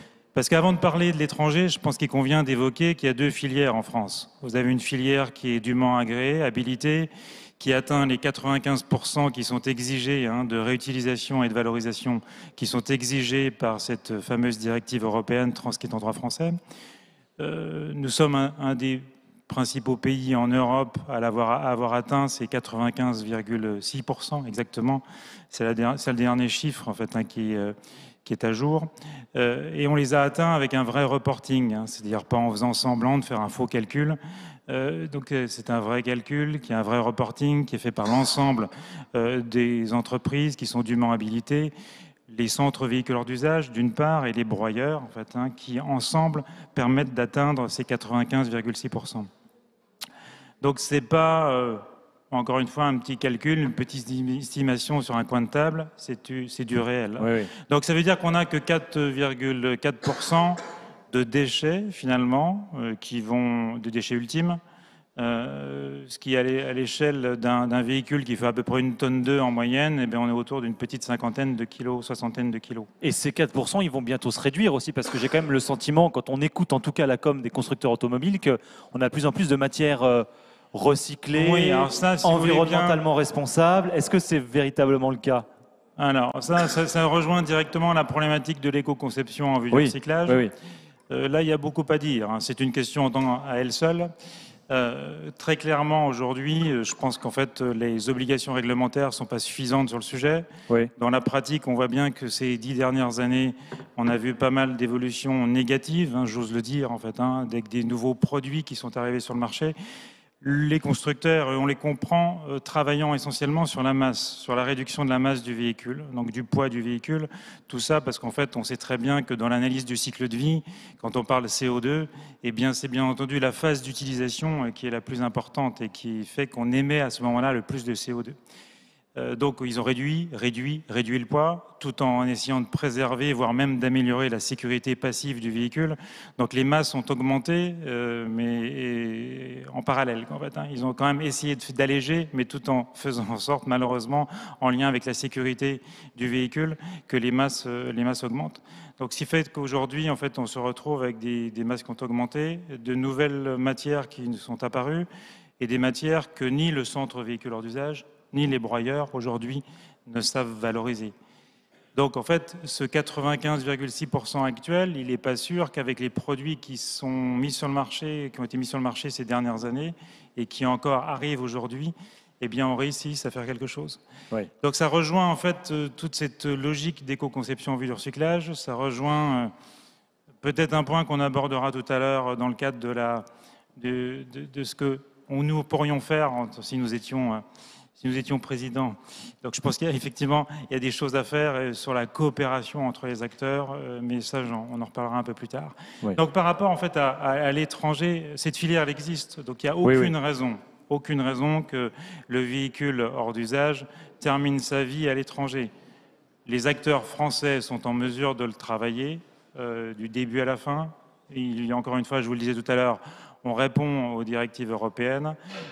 Tout ça, en fait, en étant performant, en faisant en sorte que, bien entendu, performance à la fois industrielle et performance également économique, en sachant qu'on travaille, bien entendu, la pièce détachée d'occasion et la matière. Donc, on travaille le réemploi, la réutilisation, bien sûr, et en fait le recyclage.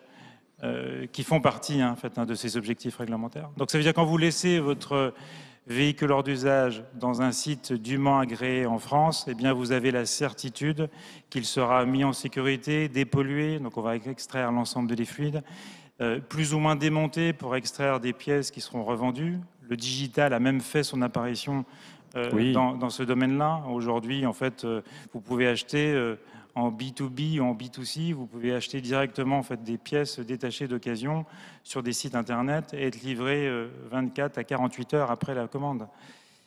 Tout ça en fait en ayant vu la pièce, une pièce qui est tracée, hein, traçabilité de bout en bout, vous savez exactement de quel véhicule elle vient et quelle est sa référence constructeur. Donc il y a eu en 15 ans un pas de géant qui a été fait par la profession. Donc ça fait un peu de peine effectivement de voir qu'on peut encore parler de casse automobile, voire même qu'elle puisse finir sa vie à l'étranger. Alors je ne dis pas qu'aujourd'hui, enfin ça a toujours existé, hein, vous pouvez prendre votre voiture effectivement et puis aller la céder en fait à Bien sûr. à l'autre bout de l'Europe ou de l'Afrique. Oui, et justement, ça rejoint l'idée reçue suivante, puisqu'elle vous concerne également, c'est la prime à la casse. Alors, on en a bien sûr parlé pendant très longtemps, entendu parler pendant très longtemps. Est-ce qu'elle a été finalement aussi une forme d'opportunité pour les entreprises du recyclage? Est-ce qu'on a eu un avant et un après dans le renouvellement du parc automobile, bien sûr, mais aussi dans la capacité qu'on a à recycler l'ensemble de ces pièces qui servent à la construction, à la conception et à la construction d'automobiles? Vous savez, la quasi-totalité des gouvernements qui se sont succédés ont quasiment tous eu recours à un moment donné à une prime à la casse. Une prime à la casse d'une manière ou d'une autre. Ou une prime à la conversion. Tout ça pour soutenir l'industrie automobile et la filière automobile. Ça, c'est louable. Ce qui est moins louable, c'est de ne pas nous avoir intégrés en fait aux réflexions. C'est-à-dire qu'en fait, globalement, le sujet, il faut le prendre dans son ensemble. C'est-à-dire effectivement reproduire des voitures, les vendre, les commercialiser, c'est bien. Avoir un afflux massif de véhicules qui deviennent à ce moment-là hors d'usage, eh bien, ça se prépare, ça se travaille. Il faut regarder quelles sont les circonstances. Est-ce que finalement les cours de matière à cette époque-là sont importants? Aujourd'hui, effectivement, je pense qu'on serait un certain nombre à taper dans les mains s'il y avait une prime à la casse qui tombait là du jour au lendemain. Mais encore une fois, faut-il que ça soit préparé, qu'on ait bien intégré quels seraient les coûts, les surcoûts de la filière, encore une fois, liés aux véhicules hors d'usage. Parce que sa capacité de traitement est finie. C'est-à-dire, elle n'est pas infinie, cette capacité de traitement. Donc, ça veut dire que globalement, vous avez en fait un afflux important de véhicules qui font que souvent, ils sont traités très rapidement et on ne va pas aller rechercher en fait dans ces véhicules toute la substantifique moelle. C'est-à-dire, en fait, toutes les pièces détachées d'occasion qui pourraient être vendues et puis, bien entendu, les matières qui pourraient être extraites et à ce moment-là, être recyclées. Elles vont aller un peu plus rapidement que prévu directement dans un certain nombre de broyeurs, dans les 50 broyeurs français existants, et en fonction de la performance à ce moment-là du broyeur, être plus ou moins traité dans le détail et à ce moment-là produire plus ou moins de matières premières recyclées, secondaires. Bon, merci pour ces explications. Dernière question, dernière idée reçue, est-ce que la France est en retard sur le recyclage? Peut-être je propose à Roland Marion puis ensuite Olivier François de répondre. Est-ce que vous avez un avis sur la question, Roland? Est-ce que vous avez le sentiment aujourd'hui que la France est en avance ou en retard, peut-être par rapport à nos voisins européens ou nos voisins internationaux sur ces sujets? Alors, ça dépend si on se demande, est-ce qu'on est en retard objectivement, en dehors de tout contexte Moi, je vous demande d'être objectif, oui. Non, mais en dehors de tout autre contexte, en réalité, oui, on est en retard, comme l'ensemble de la planète, on est en retard sur nos objectifs. Voilà. L'ensemble des pays, l'ensemble de ceux qui sont aux manœuvres sur ces sujets-là doivent aller beaucoup plus vite, et je en parlerai tout à l'heure si vous voulez bien, pour accélérer les questions de recyclage, pour accélérer les questions de transition écologique, etc. En termes de comparaison par rapport aux autres pays européens ou aux autres pays mondiaux, on est très bien. Alors, je pense que c'était le sens de la question, effectivement. Mais c'était le sens de ma réponse. C'est-à-dire qu'on peut considérer qu'on est très bien parce qu'on a des technologies innovantes, parce qu'on a des entreprises qui sont des leaders mondiaux, parce qu'on a des très grosses entreprises, des ETI qui se développent à l'international, parce qu'on a des technologies, parce qu'on a des leaders à peu près dans tous les domaines, parce qu'on a beaucoup innové, parce qu'on a beaucoup réglementé, qu'on a beaucoup inspiré les politiques européennes. Et à ce titre-là, on doit être fier de notre industrie française et notre schéma français en matière de collecte, traitement, valorisation de déchets, et c'est d'ailleurs des métiers qui s'exportent pour ces raisons-là. En matière de est-ce qu'on est à l'heure des objectifs qu'on doit se fixer collectivement pour répondre aux enjeux climatiques, la réponse est non. Olivier François, une réponse également sur ce sujet-là? Oui, alors il y aurait beaucoup à dire sur ce sujet, mais je vais juste rebondir par exemple sur un point que vous avez soulevé, Jean-Claude, tout à l'heure concernant l'Allemagne, par exemple. Et c'est pas en soi l'Allemagne, c'est un problème qu'on a avec Eurostat, qui est un organisme de statistiques au niveau européen, qui malheureusement mélange des choux avec des carottes. Et enfin voilà. Et si vous voulez, en Allemagne, on considère que ce qui rentre dans un centre de tri est recyclé. En France, c'est ce qui sort du centre de tri et qui va vraiment être utilisé dans l'industrie, qui est considéré comme comptabilisé, comme recyclé. On n'a pas les mêmes références. Ça fait une énorme différence. Donc en effet, l'Allemagne, elle est cool. Tout ce qui rentre dans un centre de tri, c'est recyclé. C'est sympa. Et Eurostat On leur dit déjà depuis un moment, ils s'en fichent. Voilà. Parce qu'ils disent, oh, non, moi je prends les stats que me donne chaque pays membre. Vous voyez, bon, voilà. Ça, c'est un problème mais qu'on connaît bien, que l'ADEME connaît bien. C'est un boulet. C'est un boulet qu'on traîne. Et en effet, après, on peut dire, ah bah alors, je comprends pas. Si je regarde sur ce sujet-là des centres de tri, la France est complètement à la ramasse par rapport à l'Allemagne, quoi, évidemment. Enfin bon, donc ça aussi, c'est un problème.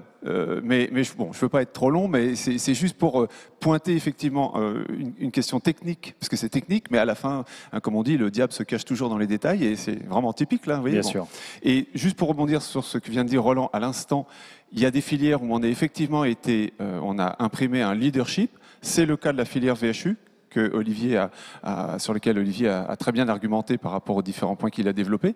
Je veux dire, la filière de recyclage des véhicules, c'est la France qui était effectivement locomotive à partir de 1991-92, quand il y a eu l'accord cadre au niveau français sur cette filière. Et la Commission européenne s'est appuyée sur les travaux français pour ensuite étendre tout le processus qui a été mis au point d'organisation au niveau français, au niveau européen. Alors voilà, c'est un exemple. Je ne veux pas dire que c'est toujours comme ça, mais il y a des cas où on est effectivement en leadership. En leadership, et c'est quand même cocorico, comme on dit dans ces situations.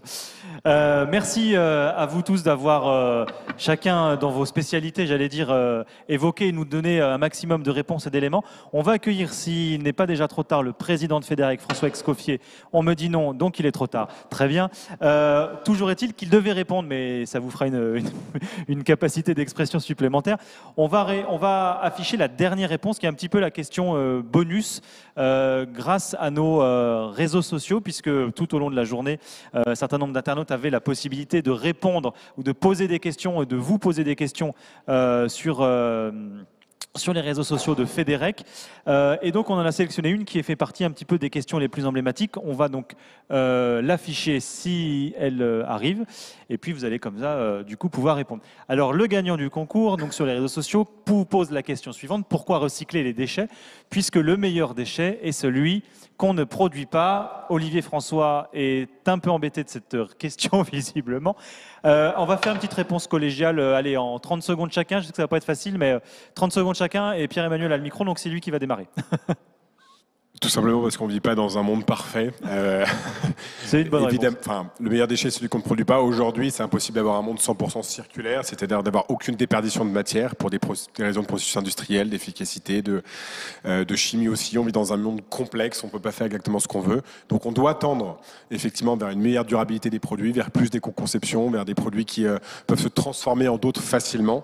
Mais encore une fois, on doit faire avec les réalités du terrain, de la technique.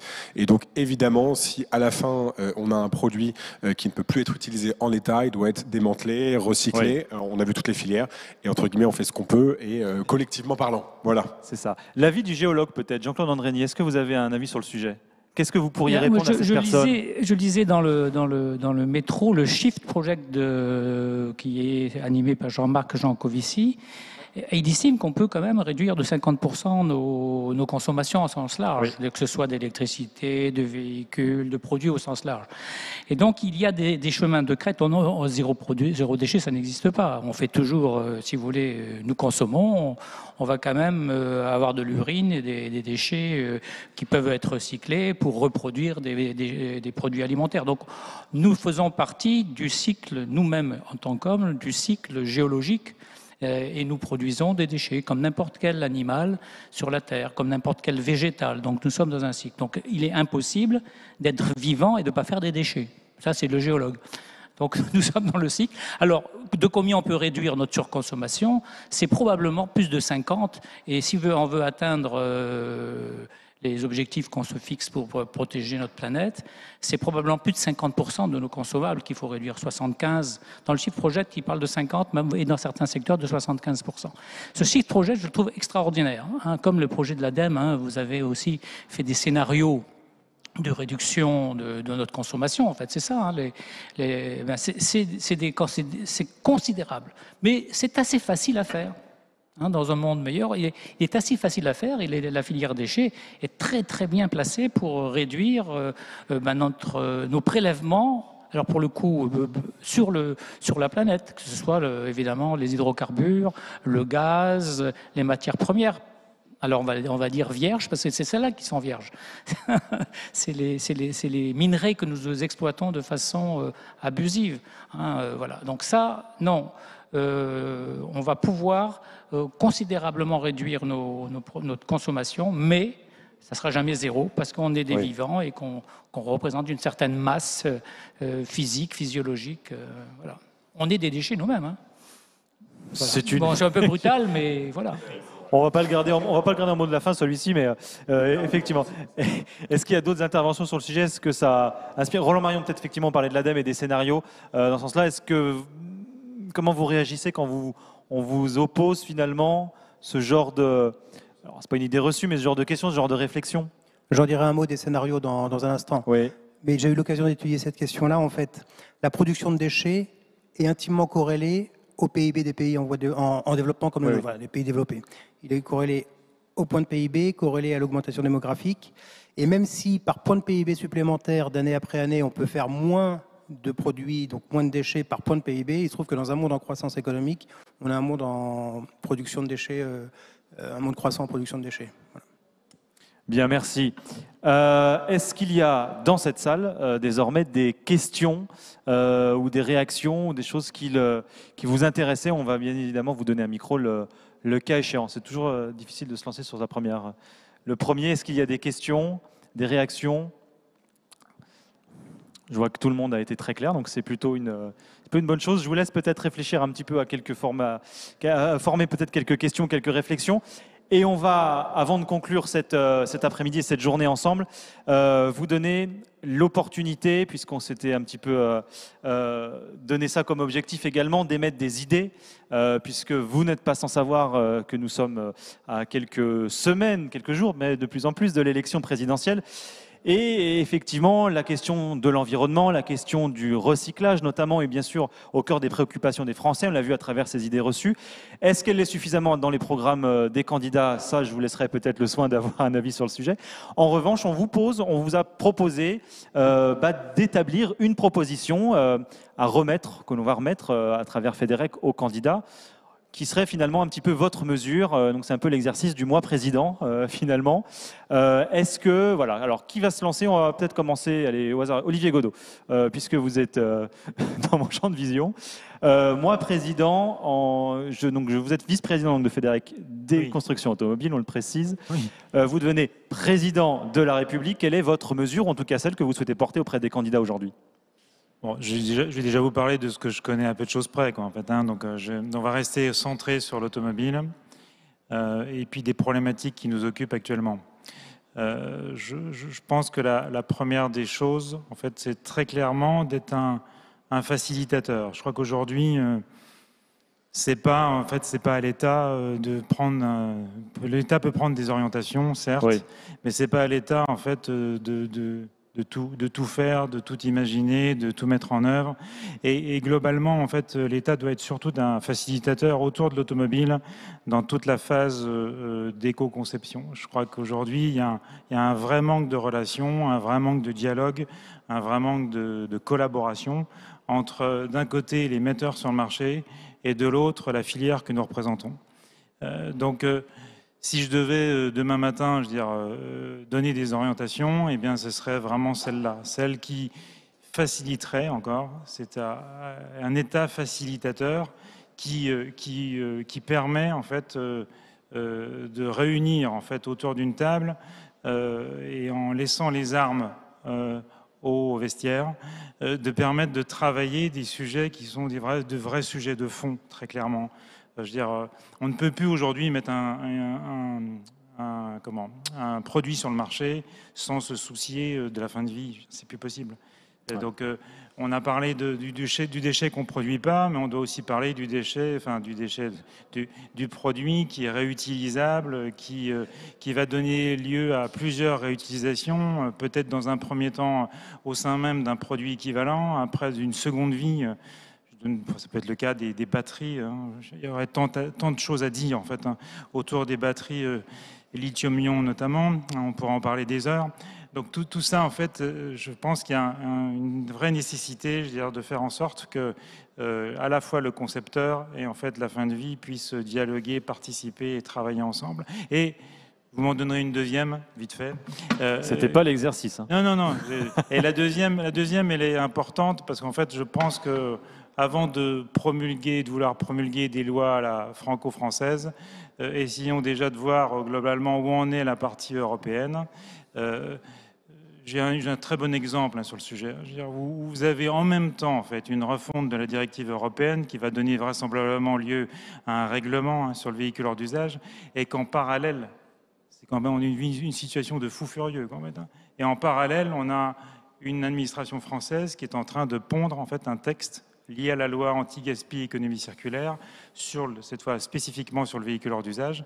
Et en fait, on fait le forcing pour essayer à tout prix de sortir ce texte franco-français avant le règlement européen. Je veux dire, on est complètement malade. Sincèrement, je veux dire, à quoi ça sert aujourd'hui, à 6 mois ou à 9 mois, d'avoir un texte européen, de vouloir absolument sortir à la hussarde un texte français qui, en aucun cas, je veux dire, ne va satisfaire les parties prenantes. Je peux déjà vous le dire. Bon. Merci. Eh bien, merci. Et le message est passé. C'est le moins qu'on puisse dire. Allez, moi, président, Pierre Duponchel, président de Fédérec Textile. Votre mesure, votre proposition. Alors, comme mon voisin de gauche, je vais juste parler du recyclage textile. D'accord ? Donc j'ai bien analysé en tant que président toutes les problématiques, etc. Et spécifiquement pour le recyclage textile, moi, président, j'agis sur 2 choses, l'amont et l'aval.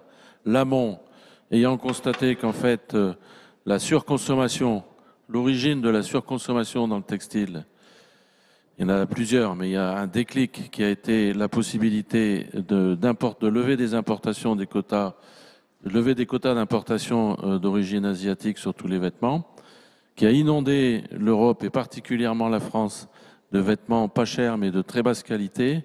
La fast fashion, c'est ce qu'on... Et aujourd'hui qu'on appelle la fast fashion et qui génère une surconsommation inutile et forcément une quantité de déchets supérieure. Comme je l'ai expliqué tout à l'heure, dans l'aval, c'est le fait de pouvoir réutiliser le vêtement une deuxième fois qui donne la possibilité de le traiter correctement et on ne peut pas réutiliser ces vêtements une deuxième fois. Donc de la même façon que l'origine du problème analysé comme ça, c'est d'avoir levé des quotas, ben moi je taxe d'office tous les vêtements, l'importation de tous les vêtements qui n'a pas un niveau de qualité suffisant. Et il pourra aller sur le marché, mais il sera taxé, donc il sera plus cher, moins intéressant pour les consommateurs, qui se tourneront donc vers des vêtements de meilleure qualité, et j'aurai des volumes qui vont diminuer. Ça, c'est la première chose. Sur l'aval, ayant été informé par le président de Fédérec de la branche textile qui est particulièrement performante et des opérateurs qui attendent un certain nombre de choses, eh bien moi, donc c'est propositions et bilan. Moi, président, j'évalue les moyens que demande la profession pour arriver aux objectifs de 300 000 tonnes collectées, 300 000 tonnes triées, mise en place de tri-matières pour ressortir 25 à 30 000 tonnes de matières triées, identifiées. Et si ces moyens sont raisonnables, en général ils sont raisonnables dans la profession, eh bien je leur donne ces moyens, mais en contrepartie, je leur fixe des obligations de résultat. Voilà. Bon, merci pour ces deux propositions. On va partir en visio. Christophe Vian, si vous êtes toujours avec nous, quelle est votre mesure, quelle est votre proposition? Et je vous demanderai peut-être, Christophe, ainsi qu'à nos invités, de faire un tout petit peu plus court pour des questions de timing, et puis parce qu'en général, une bonne idée, elle s'énonce de manière très simple. Même si elles étaient très bonnes, bien sûr. À vous, Pierre et Olivier. Christophe, on vous écoute. Moi, président. Merci. On va essayer d'être très simple. Moi, président, je favorise le taux d'incorporation obligatoire pour obliger les metteurs sur le marché à consommer des produits recyclés et par cascade évidente, favoriser la collecte des produits. C'est tout simple. Et ça se vend très bien. Vous avez même 10 secondes de plus pour l'expliciter, si vous voulez, mais vraiment 10 secondes. Le taux d'incorporation, c'est simple. Si le metteur sur le marché, le fabricant d'une bouteille, d'un carton, de ce que vous voulez, est obligé d'incorporer dans la fabrication de son produit un pourcentage minimum qui est aujourd'hui en train de tourner entre 20 et 30%, et qui est obligé d'incorporer ces produits recyclés, il est obligé d'acheter sur les marchés des produits recyclés et donc par cascade, oblige les collecteurs à aller chercher davantage de tonnes et aller les chercher où on ne les collecte pas aujourd'hui, que ce soit dans la décharge, que ce soit dans la poubelle, que ce soit où vous voulez.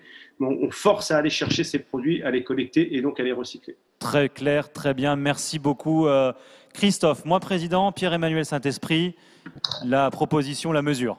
En 2 mots, effectivement, on a créé un collectif qui fait exactement ça avec les programmes des candidats. Je vous invite à aller dans quelques jours aller voir le baromètre qu'on a lancé en étudiant tous les programmes des candidats sur l'économie circulaire après l'audition de leur représentant à l'ESCP il y a 2 jours. Et d'ailleurs, il y a la mesure que Christophe évoque dans les 5 mesures qu'on propose. J'en donne une autre rapidement sur les minerais stratégiques, évidemment. Je vais parler aussi pour ma filière. On propose, vu à quel point c'est stratégique, la création d'une caisse des dépôts qui va être chargée d'organiser, de collecter, même d'acheter effectivement ces minerais stratégiques qui vont manquer pour l'industrie française, d'organiser aussi une bourse d'échange. Et puis, le cas échéant, les bénéfices pourraient irriguer les différents acteurs de la collecte et du recyclage de ces produits. Et puis, je rejoindrai Christophe, effectivement, aussi sur les minerais stratégiques. Il faut absolument encourager, et notamment au niveau européen, l'incorporation de matières recyclées, créer vraiment un choc sur la demande, faire en sorte que, en termes de compétitivité, la matière recyclée devienne de plus en plus intéressante. Donc ça peut passer effectivement par l'instauration de pourcentages entre guillemets obligatoires dans les différents produits nouveaux qui rentrent dans l'économie. Voilà. Merci beaucoup, Pierre-Emmanuel. Jean-Claude Andrény, puisque vous êtes juste à côté. Alors, moi, je suis votre mesure.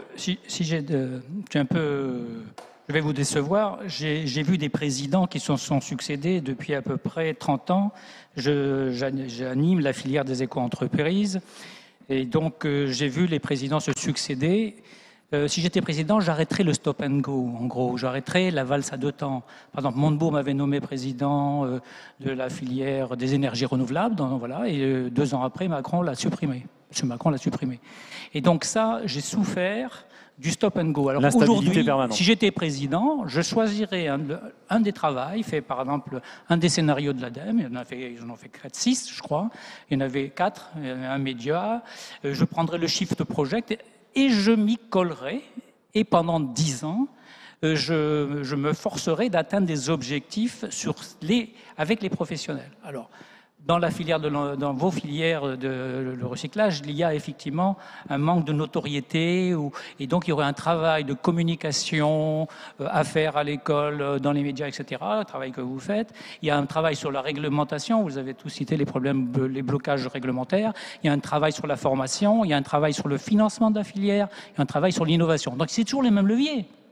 Quelles que soient les filières, nous sommes toujours coincés par ça. L'image, les réglementations, qui sont insuffisantes. C'est un driver pour l'économie des filières du recyclage. Si les gens ne sont pas bien formés, la formation, c'est essentiel. Bon, s'il n'y a pas de financement de l'innovation, on ne peut pas innover dans tous les systèmes de tri que vous avez cités. S'il n'y a pas le financement de l'entreprise, haut bilan, bas de bilan, surtout quand il s'agit de PME, ça c'est des blocages. Donc il n'y a pas une réponse. La réponse, c'est la constance de l'action, une vision de long terme de la constance. Et après, on agit sur les différents leviers du développement. Il n'y en a pas un, je suis désolé, mais il y en a une série. Oui. Et c'est ce qu'il faut faire. Mais que le nouveau gouvernement efface le précédent parce qu'ils pensent qu'ils vont mieux faire. Je vais vous faire rire un petit peu. C'est vendredi. Mais moi, j'ai vu tous les ministres passer à l'industrie ou à l'environnement se faire vendre l'Airbus 2. Allez, monsieur le ministre, faites l'Airbus de l'hydrogène, faites l'Airbus de la batterie, faites le champion de l'immeuble de haute hauteur. Ils sont friands de ces machins, où on peut présenter... Voilà, ça, c'est pas l'industrie, ça. Ça, c'est juste de la com, c'est juste de l'enfantillage. L'industrie, c'est pas forcément glamour, c'est de la constance, on laboure, on creuse le sillon, c'est sur du long terme, on règle des petits problèmes de détail, des investissements, des ruptures technologiques.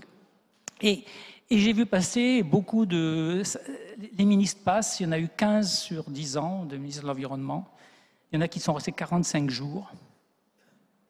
Voilà, c'est ça qui s'est passé, c'est ça. Et ça fait 30 ans que ça dure. Et on nous promet aujourd'hui, parce qu'on est devant une guerre dans laquelle il y a des problèmes d'approvisionnement, que ça va changer. J'espère qu'on va changer. Bon. Voilà. Désolé de... mais je vous en prie, message passé. En tout cas, merci beaucoup, Jean-Claude Andrény. Stéphane Panou, président de Frédéric Papier Carton, votre mesure... J'aurais dû... moi, président. J'aurais dû discuter avec Olivier, parce que j'avais également la même idée, mais en ce qui concerne les produits, et en particulier sur les emballages, je dirais que je n'autoriserai plus un emballage mis sur le marché sans qu'on puisse assurer à 100% sa recyclabilité. Alors je sais que ça peut peut-être bloquer la R&D, je sais que ça peut peut-être bloquer des choses, mais je trouve ça inadmissible. On a eu des cas il y a encore pas très longtemps. Oui. Maintenant, on sait recycler des matières, mais on a galéré pendant des années parce qu'on a introduit un nouveau produit, un nouvel emballage qui vient perturber la chaîne de l'emballage, qui vient perturber les centres de tri, qui vient perturber les matières. Et le temps qu'on y arrive enfin, on a quand même perdu quelques années, on a peut-être et probablement produit plus de refus qu'on aurait dû. Donc voilà, donc je pense que les autorités sanitaires, c'est important, surtout sur l'emballage alimentaire, par exemple, mais il n'y a pas que ça, il faut aller au-delà. Bon, très clair, c'est noté. On note parce qu'on enverra bien sûr l'ensemble de ces propositions, et ce n'est pas de la com en l'occurrence, aux candidats à l'élection présidentielle. Roland Marion, pour l'ADEME, votre proposition, votre mesure, moi président. Moi, je voudrais d'abord dire que je suis très content d'être avec vous aujourd'hui et d'avoir découvert un confrère, parce que moi aussi, je suis géologue. Voilà. Et c'est aussi l'histoire de la Terre, l'observation de l'histoire de la Terre, l'observation de la place de l'homme sur cette Terre qui m'ont fait amener à ces questions d'environnement. J'étais spécialiste en contexte pléistocène et pyrogénique, donc on en parlera à l'occasion si vous voulez. Donc ça me fait une première voix. J'ai aussi un point commun avec toi, Olivier, j'ai une brosse à dents. Donc maintenant que j'ai mes deux voix, on a effectivement à l'ADEME dessiné 4 scénarios. Alors j'ai décrit très très vite. Un premier scénario de sobriété, pour dire les choses un peu simplement, une consommation beaucoup plus responsable. Un deuxième scénario de coopération territoriale. On travaille à l'échelle territoriale en coopérant pour les flux de matières d'énergie. Vous avez cité l'écologie industrielle et territoriale. Voilà. Un troisième scénario technologique, dans lequel on innove beaucoup, on fait beaucoup de R&D, et puis on a des solutions. Et un scénario dans lequel on a beaucoup de consommation, mais c'est un scénario réparateur parce qu'on répare les impacts sur l'environnement. Ces 4 scénarios ont le même avantage d'atteindre tous la neutralité carbone en 2050, les objectifs en matière de déchets. En gros, on se retrouve dans ces 4 scénarios dans un monde qui nous convient. Il y a un 5e scénario, pas complètement caché, mais sous-tendu par cet exercice, c'est le scénario tendanciel. Le scénario tendanciel, il nous amène à 2050 dans un schéma qui n'est pas celui qui nous permettra de vivre dans des conditions acceptables en 2050.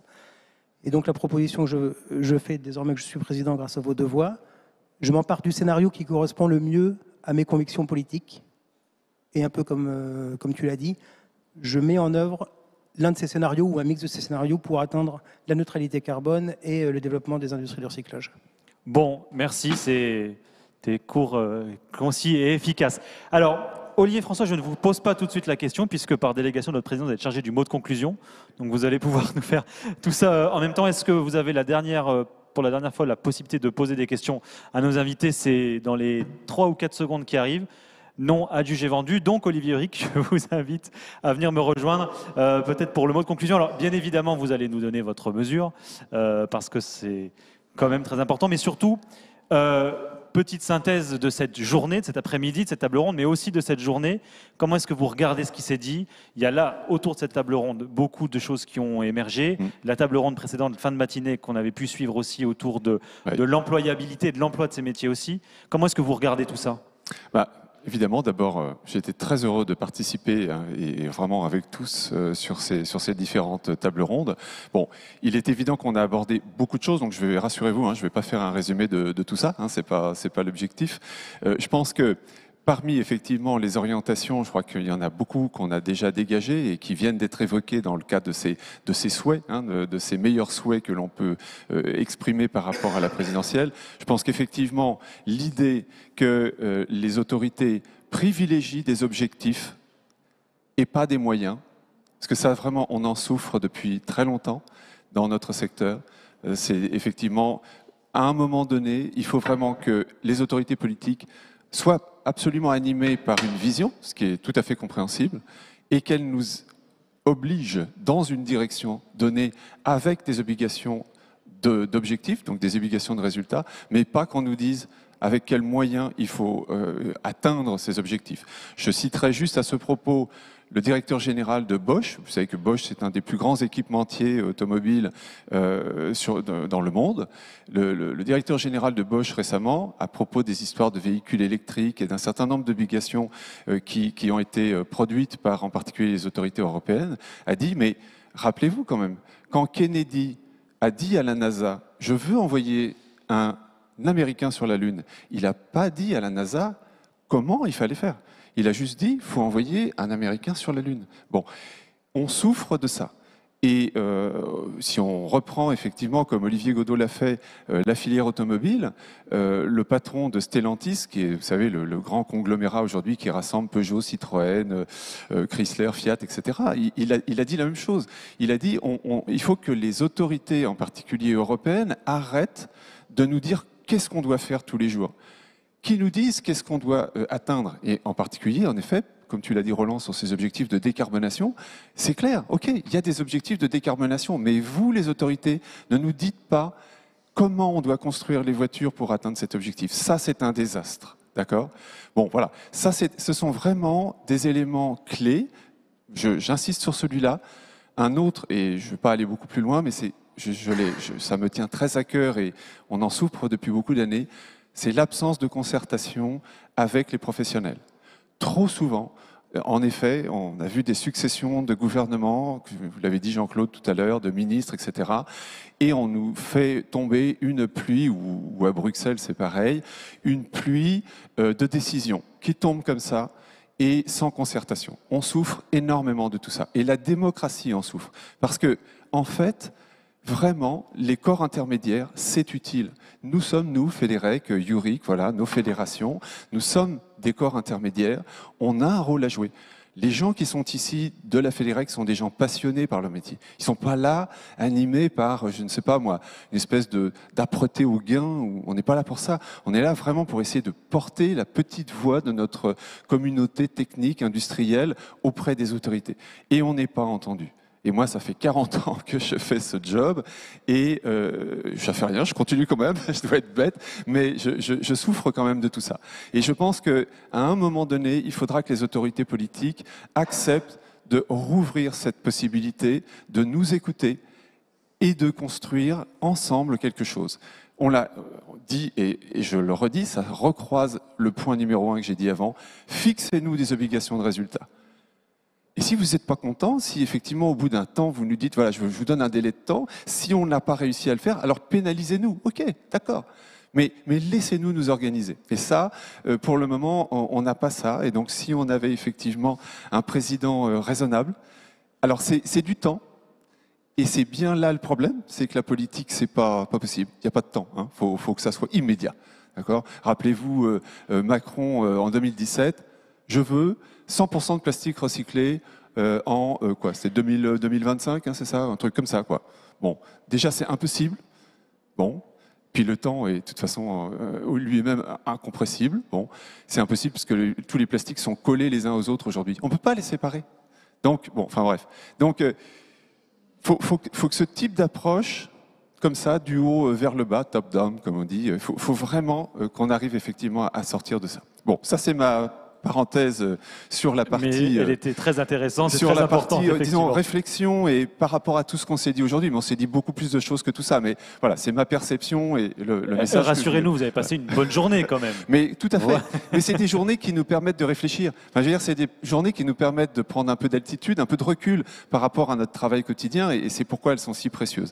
Et je pense que la prochaine journée mondiale du recyclage, dans un an, je pense qu'on aura beaucoup de surprises par rapport à ce qu'on s'est dit aujourd'hui, parce qu'en effet, ce qui nous attend, et ce sont des grands bouleversements. Donc, je veux en terminer là, clore effectivement la journée, c'est convenu comme ça, pour remercier tous ceux qui ont vraiment patiemment et ardemment préparé cette journée.